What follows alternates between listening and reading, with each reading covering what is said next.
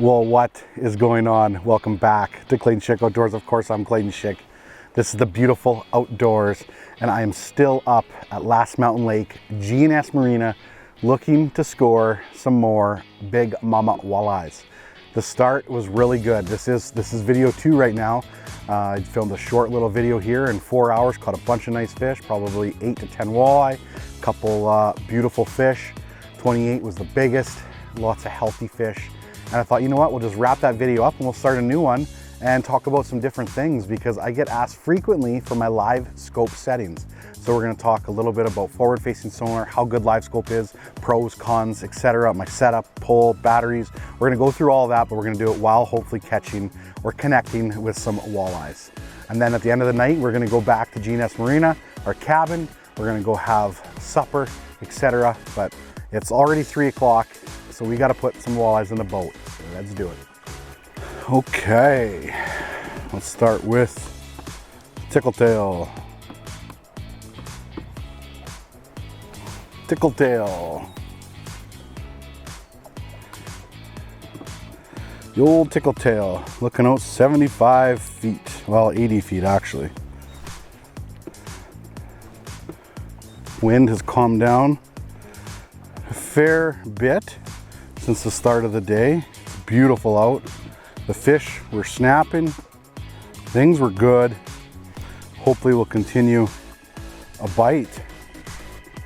Can't see it changing. Everything's still pretty much the same besides the wind dying just a little bit, but temperature's the same, wind direction's the same, etc. Play with a bunch of different lures probably. And yeah, we'll talk about the LiveScope in general and how awesome I think it is. But we'll connect to some fish before we do all that. Oh, that fish followed it down 40 feet away.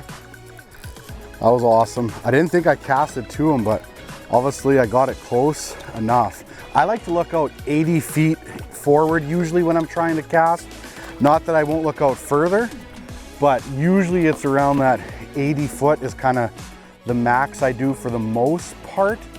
If it was really calm, I think I'd look out further, but when it's windy, it's obviously a little bit hard to be, it's not that it's windy right now, but it's a little bit hard to be super precise with your cast sometimes. Fish number 1, got some of that lymphoma something, lymphus, I can't remember what the name is. I always forget every year, but I'd be about an eater size, probably about 19 inches. So anyways, like I said, I like to look out about 80 feet forward for the most part. If it's windier, I'll probably go a little bit less. If it's calmer, I'll try to go out to 100. I am using the LVS 34. It's probably the best transducer for the walleye fishing, I'd say. The LVS 32 is still great. The LVS 62 will work, but obviously the LVS 62 is a lot more. So I run the LVS 34, which is what Garmin calls the LiveScope Plus system.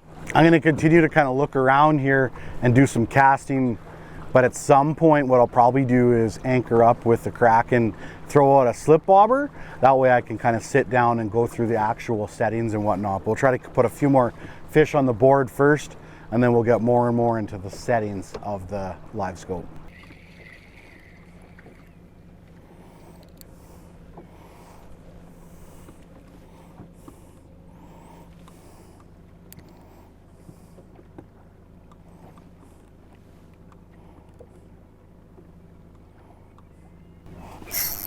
That was awesome. 35 feet out, pitched it to him, nailed him.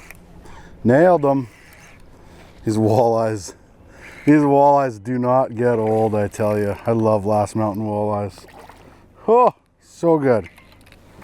Get you in the net. Okay, there we go. 23 and a quarter. 23 and a quarter. Nice, Walter.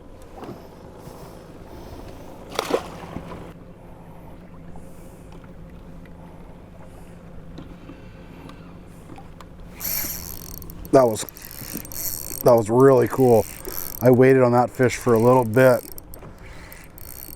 This one feels a little bit better. I will hopefully land this fish. Has an anchor lock here. And then I think I'm gonna throw out a slip bobber and we're gonna talk some settings. Oh, these fish are so much fun. This is when walleye are fun, when they're bigger. I like to catch them and hunt them when they're bigger.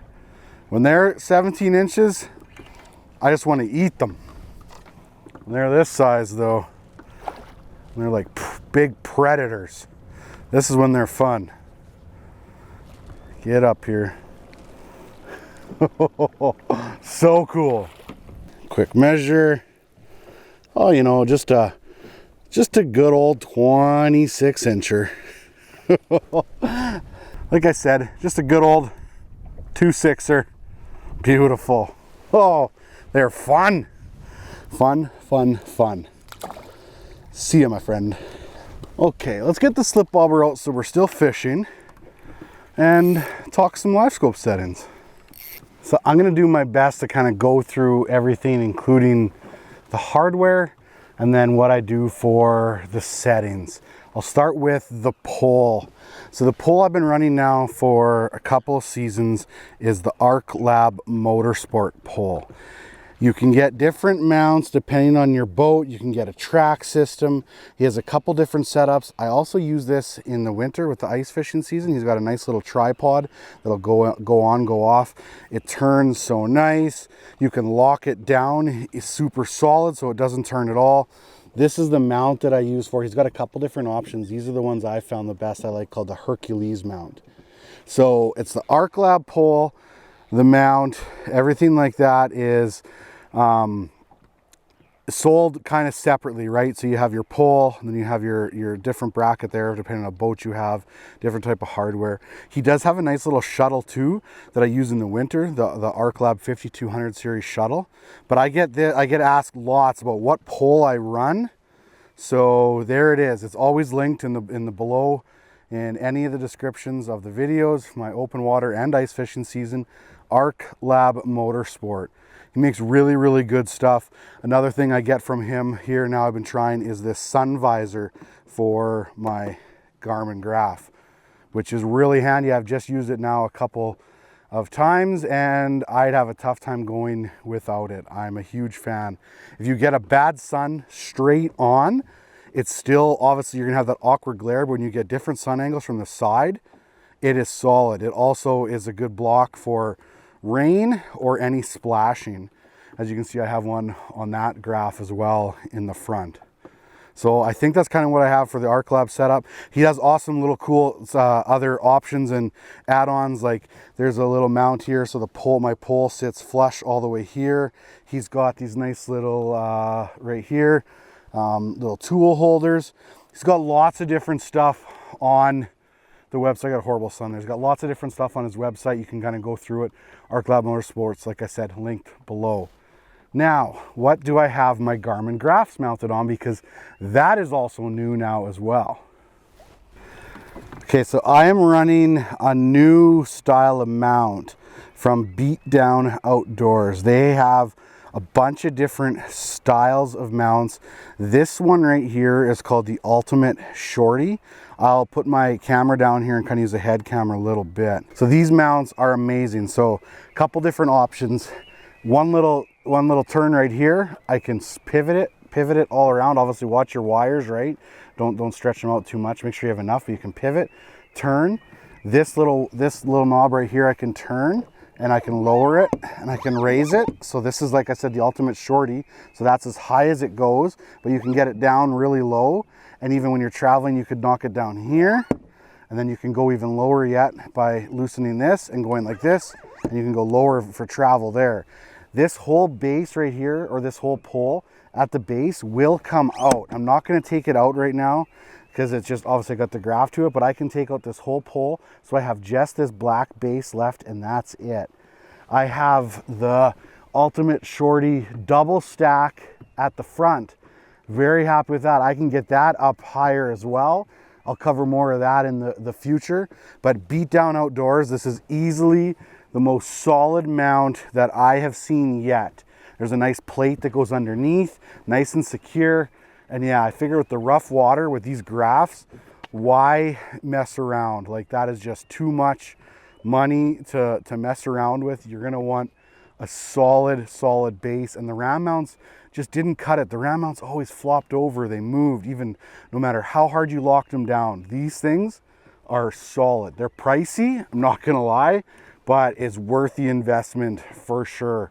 There's a lot of guys on the Bass Pro Tour that are running these now, but Beatdown Outdoors will also be linked in the video below. If somebody wondering why I have a red electrical tape here, it's just so I know this graph is in the middle and then the one without the electrical tape is for the front. Let's try to catch another fish or two, and then we'll talk about the actual live scope. I already covered a little bit that I'm using the LVS 34, but we'll talk about the units that I run and what units I would recommend for somebody to purchase to run. I didn't even see that fish. I was just working my jig in nice and slow. An eater. An eater. One more fish. We'll throw out the bobber again and talk some LiveScope settings.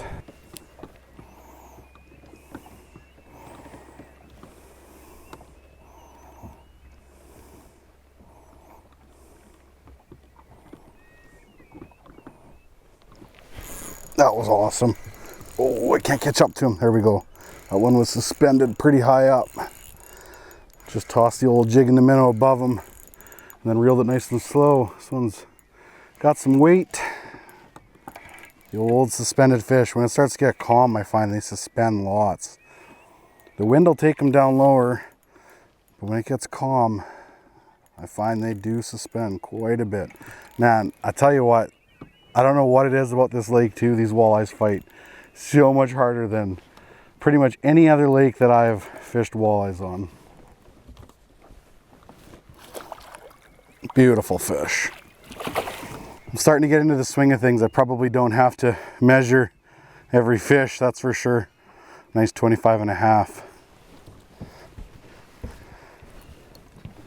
Going back. Okay, let's toss out the bobber again and finish talking about this live scope. I think I get asked about my live scope all the time, my settings, and obviously other graph settings too, is because how crisp and clear my images usually are. The biggest thing with having a crisp, clean footage, and you always hear this terminology, is clean power. So what does clean power mean? Clean power means that it's not bogged down by anything else, that there's not too much stuff on one battery that's sucking down your voltage, I think is the correct terminology, where it's all jittered and jumbled and whatever. I know back in the day it was like I used to turn my live wall on, it was like I get this weird stuff all of a sudden on the graph, right? This interference. Live wall pumps are probably one of the worst. Bilge pumps are really bad. Even your starting battery, right? You shouldn't start your motor and your graphs shut off. You need so much draw to start your motor, and once you start to wear your graphs or your batteries down a little bit, and if they're connected together, when you start your motor, your graphs will shut off because it's using all of that voltage to get that motor started. And obviously that's when you can run into issues of killing your battery too and not getting home. So good, clean power. I run Dakota Lithiums. I've been running them for, I want to say 3-4 years now. And that's why my images are so clear, because of that good, clean power. But I separate everything. I have a separate starting battery that also runs my live wells and my bilge pumps. Now, when you run your motor, you'll be charging that battery as you go. So that's what'll keep your battery topped off for your bilge pump and your live well, etc. But if you run your live well all day, be careful with that too. You could run your starting battery down. It doesn't hurt to carry some jumper cables or something like that, or have something set up where it can go to a different battery system, or be able a booster pack, anything like that. A booster pack's probably the best thing to have in your boat, because you can fire it up and you'll be good to go again. I gotta keep my eye on my bobber as well. So good, clean power. So my LiveScope setup is separate from everything else. I don't have anything else on my LiveScope, or my electronics in general, I should say, besides just that.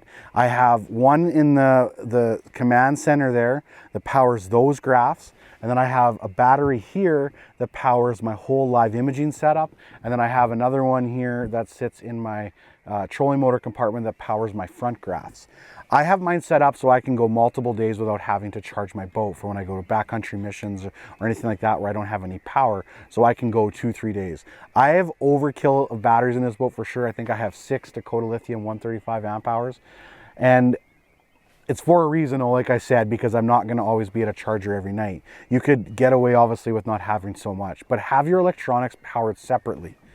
Lithium batteries, they weigh less, the power seems to be better, and Dakota Lithium has 11-year warranty. So you can purchase that battery, and then if anything goes wrong in those first 11 years, you can get a new one. I know a lot of people that buy deep cycle batteries for their trolling motors, and they last 3-4 years, and they're replacing them again. Well, guess what? By the time you replace those batteries 3 times, that's just as much as that Dakota Lithium battery was. Brand new, that's gonna last you 11 years, and if it doesn't, they'll replace it. So now going to my LiveScope settings in general. I tried to wait until it calmed down a little bit to do this, but I thought I wanted to be a little bit flat so it wasn't going to make you guys dizzy. Like I said, I usually shoot out forward about 75-80 feet. I find these days I shoot more in forward facing sonar than anything else. When I had Mega Live back in the day, the forward facing part of it sucked. I could use the down imaging, but as soon as I got 30 feet past the boat, it was horrible for any type of bait tracking. Yes, you could see fish once in a while, but it just wasn't good. I know I get asked that question last year in ice fishing, like how come I always run forward facing? It's because I always want to just look to see what's else there. What else is out there? So I usually run about 80 feet. Like I said, I run the LVS 34. But when I get into the nitty gritty of the settings, usually I have my gain somewhere between 58 and like 63, 64. I'm okay with having a bunch of clutter on the screen at times, as long as I can see stuff. The more clutter you get, that means you're seeing everything that's out there. When I can see a 1/16 ounce jig or a 1/8 ounce jig that's 60 feet away, you're gonna have to turn your gain up possibly just a little bit to see that, and you might have some other clutter in there. Whoa, those birds just took off right by me. Another thing I like to do is I take off all the auto settings. So my auto depth, I take off, and I have manual, which I adjust as I need. Usually it obviously depends what depth you're fishing at, but you adjust it on your right side.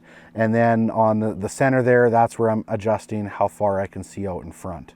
Okay, like I said, gain, I'm usually keeping somewhere between 58, 62, that'll vary. The biggest thing about LiveScope settings too is it's going to change quite often on you depending on depth, depending on water clarity, depending on wind. There's a bunch of different factors. You're gonna have to keep that in mind, but once you get the generic basic settings down, then you can kind of make just small adjustments from that. We'll go into the more in-depth settings now. Options, sonar setup, appearance. Color scheme, I like blue. I've played around with a bunch of different color schemes. Blue works for me. I don't know why, everything's just crisp, clear. You see it so much better. Color gain, I usually keep somewhere between like say 70% and 83%, usually somewhere in there. The color gain can kind of obviously help you with a little bit of your clarity in there and just kind of what you see, but that's usually where I keep it. It's like I said, somewhere between that 70 to 83-ish probably. Color limit, I don't know, it's on default right now, but I always put it down to 0.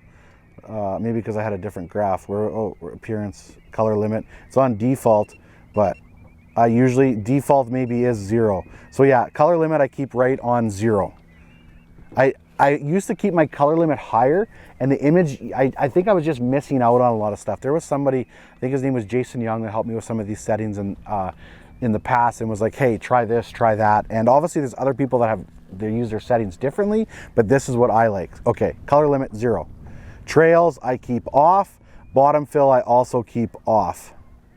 We'll go back and we'll go to my noise reject. I have on low. I say off or low for the noise reject for the most part. When you start cranking your noise reject on, you're gonna have a little bit of lag, it feels like.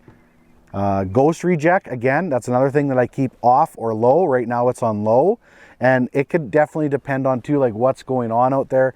I haven't found a situation ever where I wanted my ghost reject on high, but ghost reject is another thing. If you have it cranked too high, you could develop a little bit of lag. TVG is off. TVG is another setting. When it's cranked up higher, you could have that lag. I think it's time varied gain. I should know more about like what each thing is and what each thing does, etc. But I just know that that's what works for me. TVG off, ghost reject, noise reject, usually on low. Okay, next setting, the layout.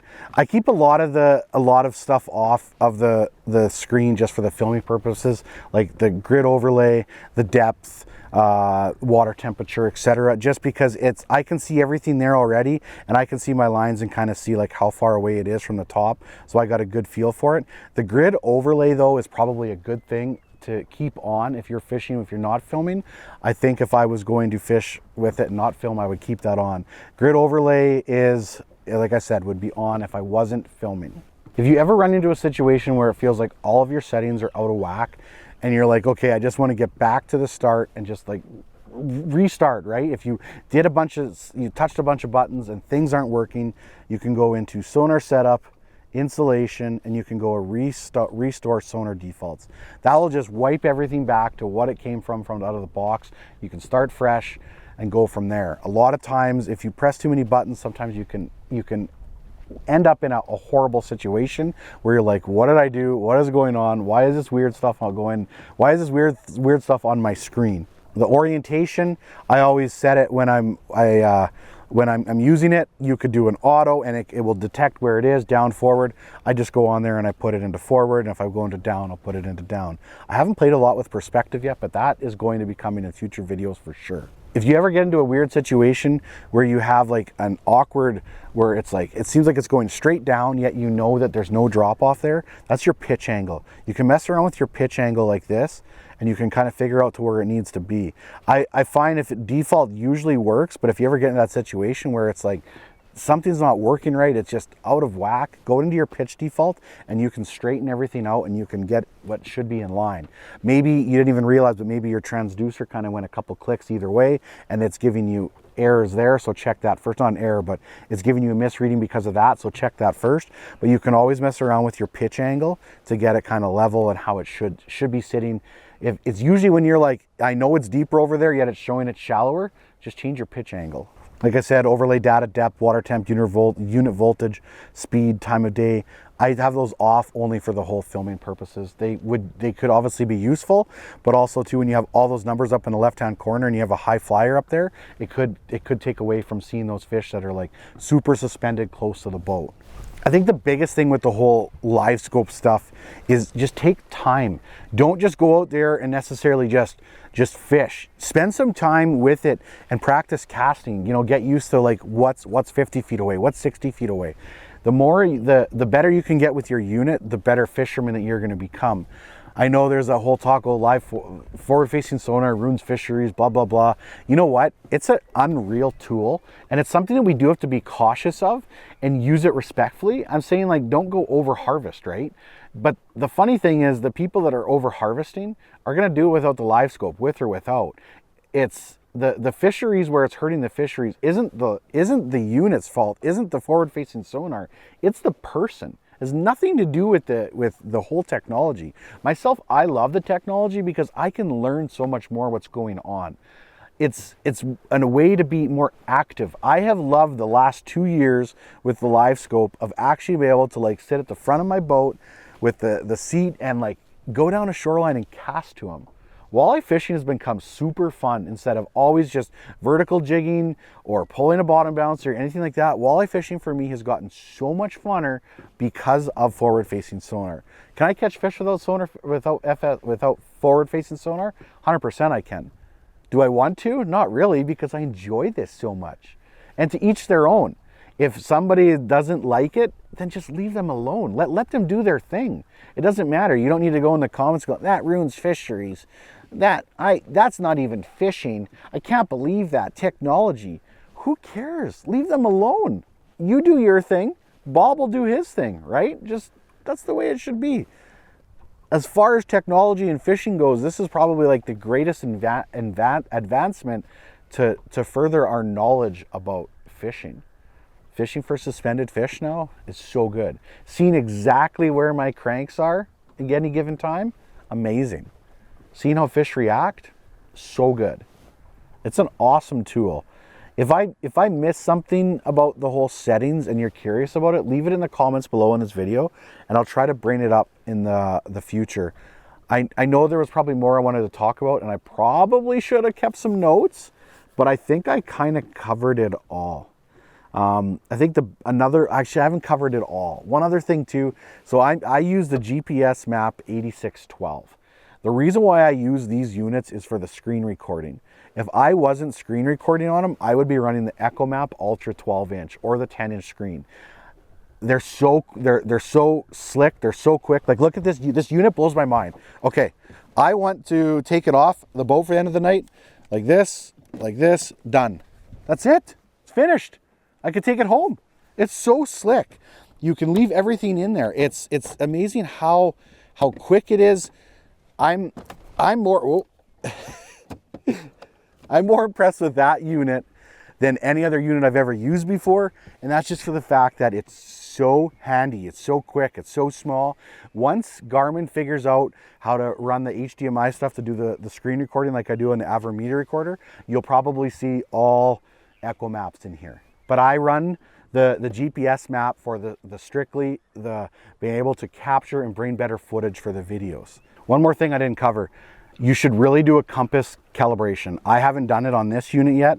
I highly recommend that. It's just going to give you, it can give you a better image for sure, but then you can actually have two on the top right hand corner. You'll see where you're pointed, north, south, east, etc. So I would recommend doing a compass calibration on these units when you first get in them and set up in your boat. And it's pretty simple. You keep your forward facing in one direction, and you put your trolling motor where it'll turn you in a slow circle, and it'll do a compass calibration. Recommend doing that for sure.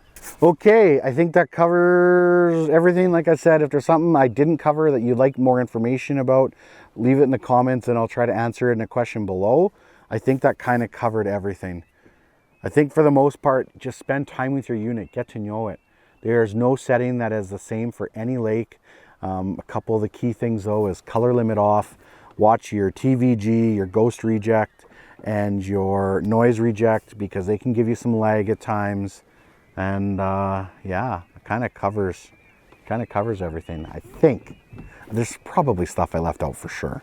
These mounts though, oh, like solid. I love these mounts. So good.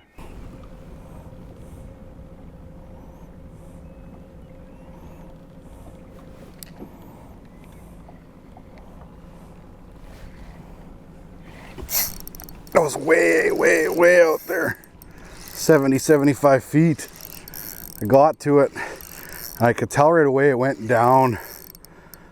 And I was like, I'm pretty sure I had his attention. Oh, now it's bulldogging down on the forward facing. That's why I like forward facing right there. It's just brought so much love for walleye in terms of casting out again for him. Oh, that was fun.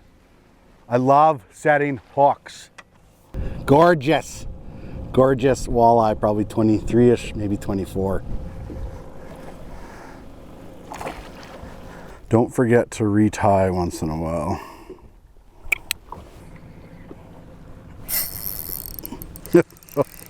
Never gets old. You don't need bait to catch walleyes. Artificials. They are predators at times. If you treat them like predators, they can be predators. This one's heavy. This one's heavy. This is a little bit lighter setup. 610, medium light, extra fast, 10-pound braid, 12-pound fluorocarbon leader. I go a little bit heavier when you're casting them out, and giving them big hook sets. Come on. Oh yeah, that's a nice fish. Biggest of the night, probably. Biggest of the night. Easy. Easy. Man, it's fun. It's fun. Oh, I don't like the way I turned him. That's a good one. Nice. Beautiful 27 and a quarter. 27 and a quarter. So good.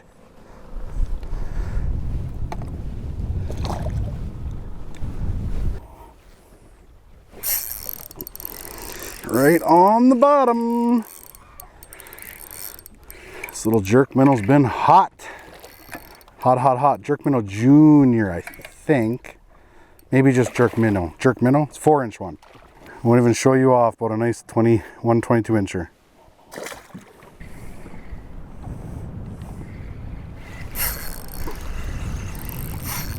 Oh, way too much fun. Way too much fun. This little jerk minnow is good. I did a video earlier in the season. I was calling it a jerk shad. It's a jerk minnow, is what it is. Oh, beautiful fish. Deadly. You know, just a 24 and a half. Nothing crazy. 24 and a half. I'll get that camera changed, or that battery changed.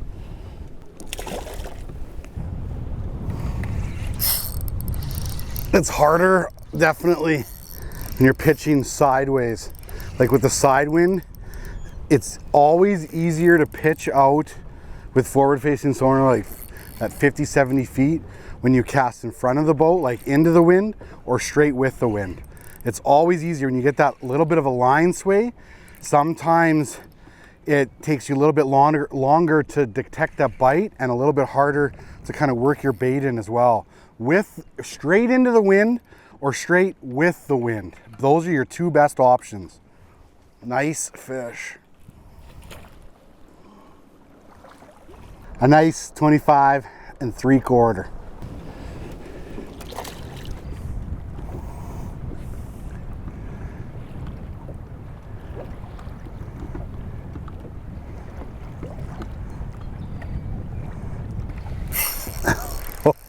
This is so much fun, like so much fun. Wow. I love this style of fishing.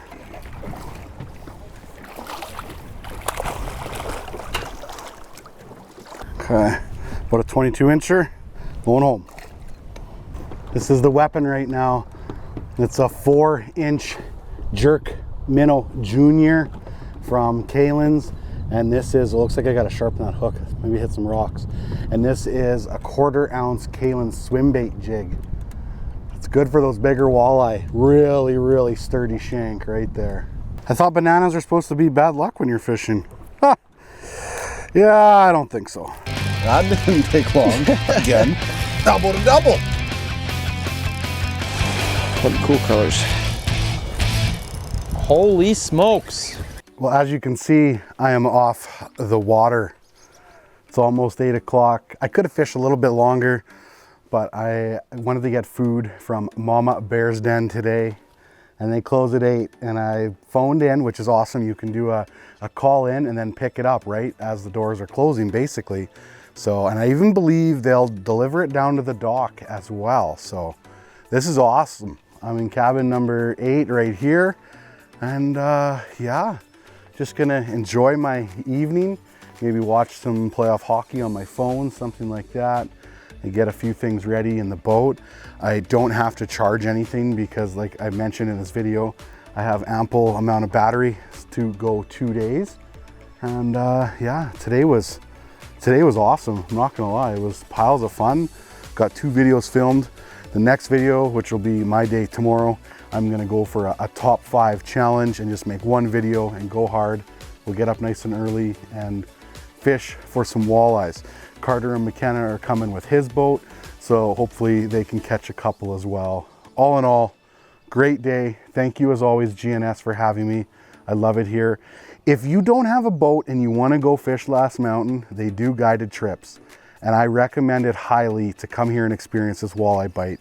It is very good. Obviously, a lot of my followers do a do-it-yourself thing. They have their own boats, but if you don't have a boat and you want to come and you want to experience it, I highly recommend GNS for the guide service as well. Come stay at cabin, fish for a few days, crush some giant walleyes. As always, thank you so much for watching, and don't forget, get outside.